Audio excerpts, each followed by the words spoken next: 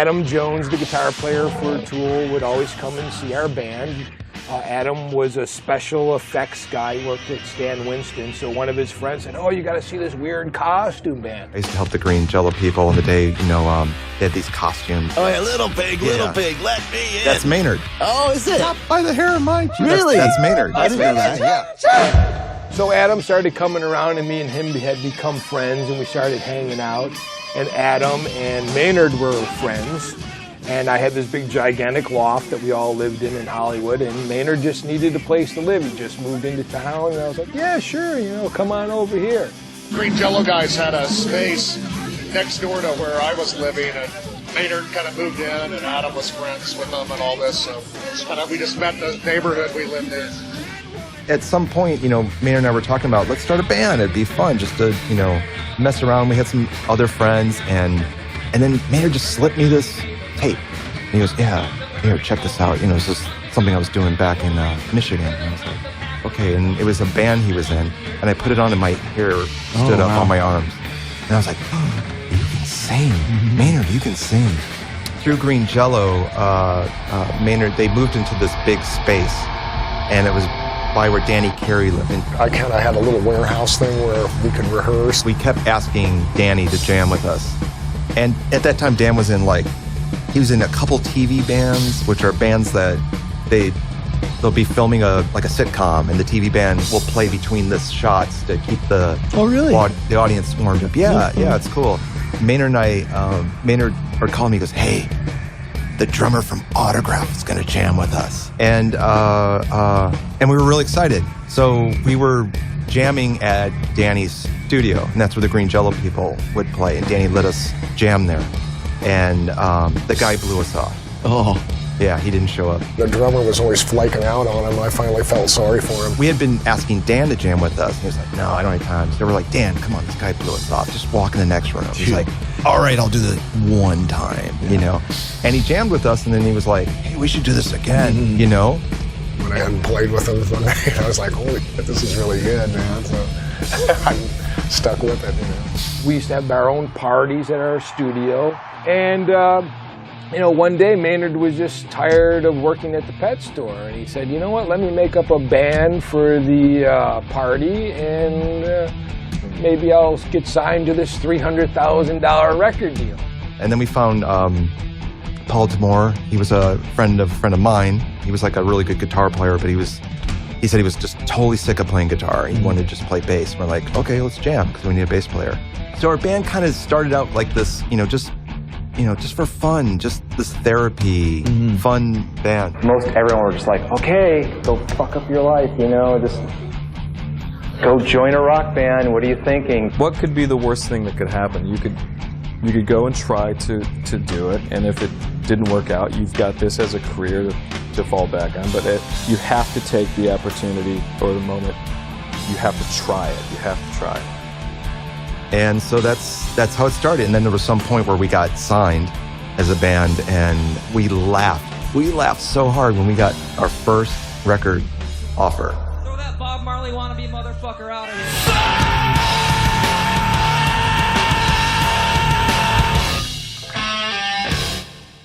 That record offer was by Zoo Entertainment, a record label founded in the early 90s. Finally, in March 1992, Tool released their debut EP, Opiate.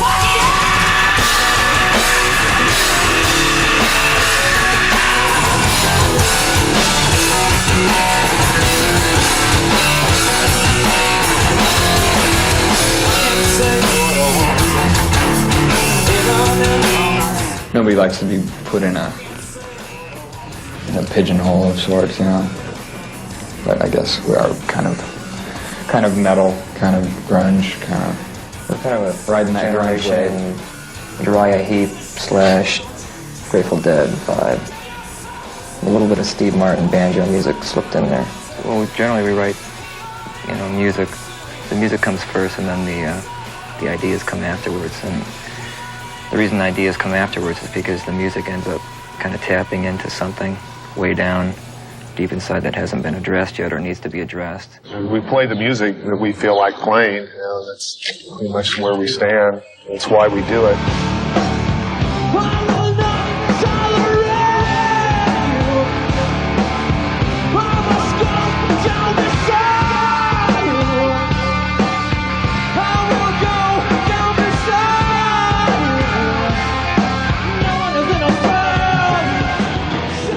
Tool recorded their first full-length album with the help of female producer Sylvia Massey, who had also worked with Green Jelly.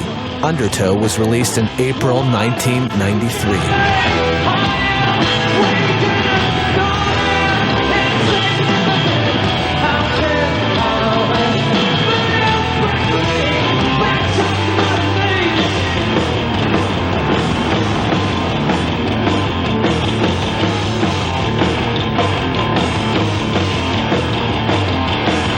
People start latching on to the personalities involved rather than listening to the music and the artwork that's being presented, you know? I mean, like the Mona Lisa, you look at the Mona Lisa and you absorb the Mona Lisa. You don't really worry about where the artist is living and, you know, what he looks like and how he drinks his coffee and who cares, you know? How he cuts his hair. It's not important. What's important is the image that he's produced.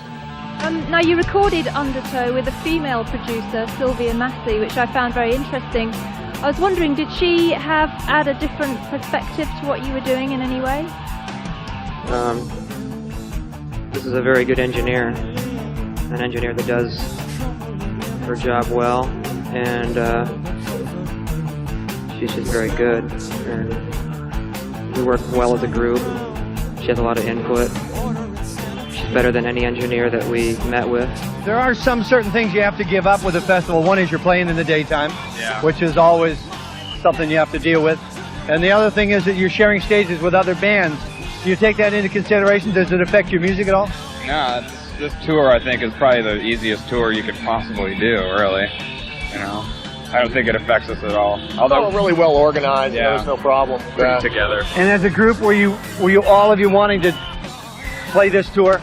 Lollapalooza? Oh yeah, definitely. It is an honor, isn't it, to be chosen out of all those bands? Well, I suppose. I was wondering, why do you feel an affinity with Henry Rollins?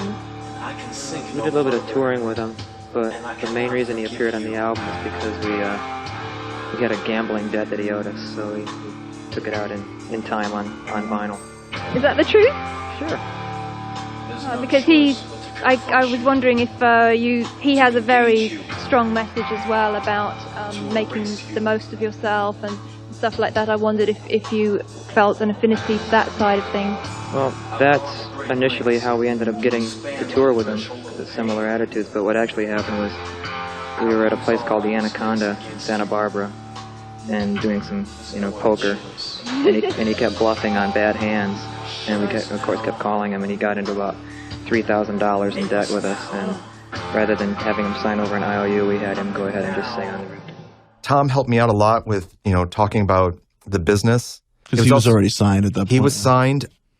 He was in this band called Lockup, and he was like the best thing in the band. He's just amazing guitar player. And then he moved on to, Rage. And so Tool and Rage kind of came up at the same time.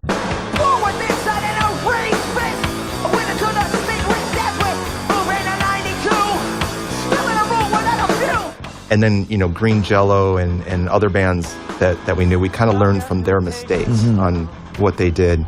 And the one thing we learned was, if we took less money, we got more control. And the people signing us thought that was great. Why sign this band for no money? But, they can't make a move without us. Right. We have that artistic freedom.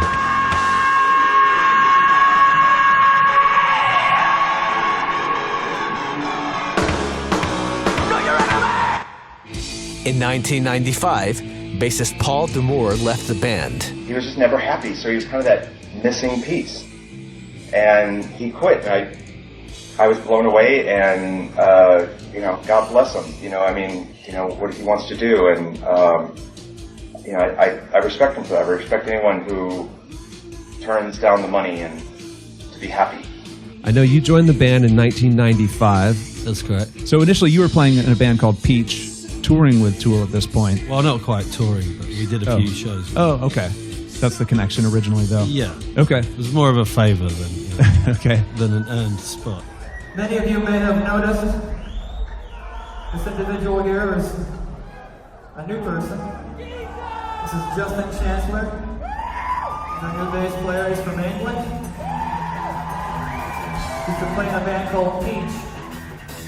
Okay, so 1995, Paul D'Amour exits Tool. Yeah. And then, so what happens from there?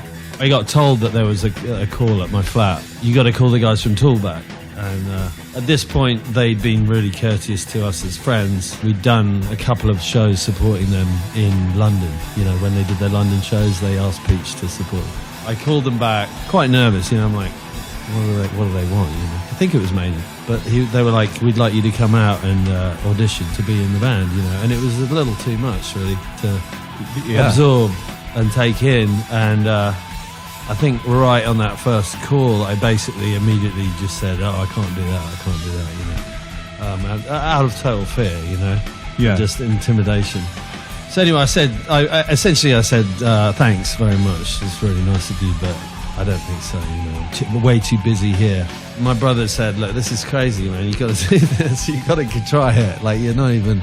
He's like, what does it matter, you know? Even if you fail, like, what a great thing to be asked to do. And you have to go and try it. So yeah. I didn't in any way feel musically on a level with them, you know. That entails moving to a new country, too. So absolutely. No small step. Not a small step at all. So I had the you know, difficult thing of basically calling them back and saying, would it be all right if I changed my mind, you know, and come out, which everybody will tell you is not something that would normally work, you know. They were really cool, and they said yes, so that, you know, that's pretty much how I ended up coming out. Yeah. Anima was released in September of 1996. The band enlisted the help of producer David Bottrill, who had produced King Crimson, Peter Gabriel, and David Sylvian, among others.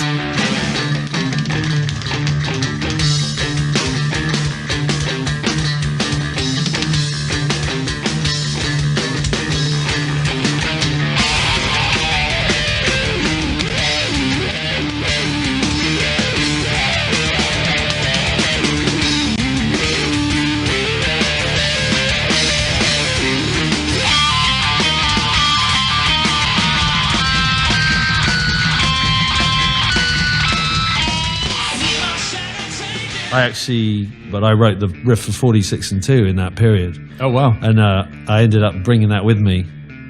And that was one of the first things that me and Adam wrote together once I joined. When they called, it was like, you know,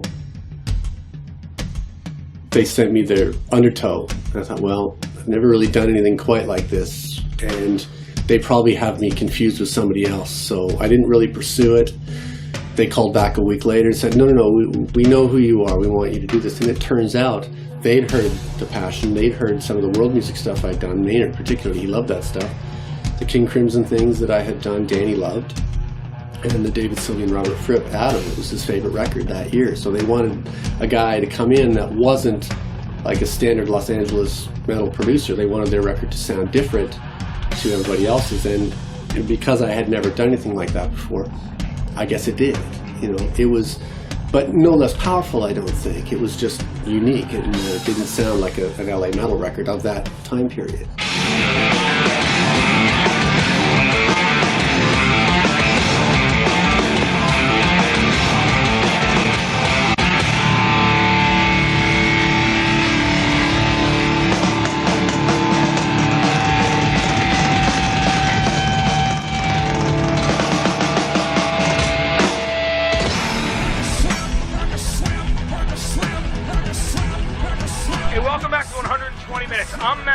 We're at the Melody Bar in New Brunswick, New Jersey, a great punk, alternative, and dance club. I DJ'd at for over 10 years, still going strong.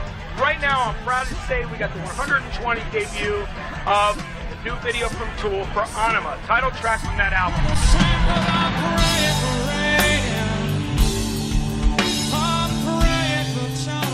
Adam, the Tool videos are phenomenal as well. Where's the inspiration come from? Because they're just so detailed. How long does it take you? Like 2 or 3 months. From beginning to, like, planning, developing, molding